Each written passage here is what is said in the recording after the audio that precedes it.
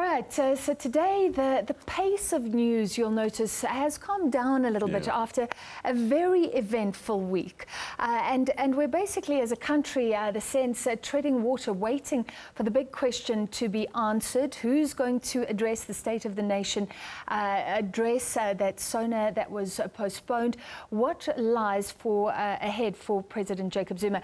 Let's give you a timeline and just look at how events have unfolded. Starting on the 19th of January. So if you've forgotten, because events have overtaken us, the National Executive Committee, which is the highest decision-making body in the ANC between conferences like we saw in December, instructed the top 6 to engage President Jacob Zuma around a transition forward to the 4th of February. And the top 6 went to the president asking him to step aside, so taking instructions from the NEC, and below that the smaller body of about 20 people, the National Working Committee. On the 5th of February, the National Working Committee had an urgent meeting. It was told that the president was refusing to step down. And then closer to where we are now, on the 6th of February, well, the State of the Nation address was supposed to happen. It didn't. It was postponed.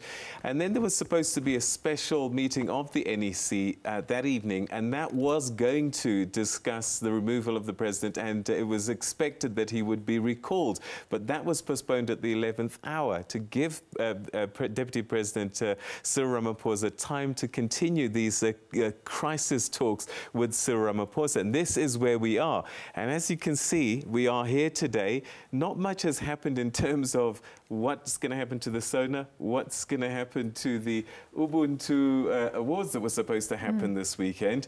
And the ANC caucus meeting happened today, and ANC President Cyril Ramaphosa cancelled all of his dates going forward. So we are literally in this state of limbo, not knowing what's going to happen and what's going to happen next. All we know is that everybody's cleared their diaries and will not be attending events tomorrow. Cyril Ramaphosa will not be attending any ANC events.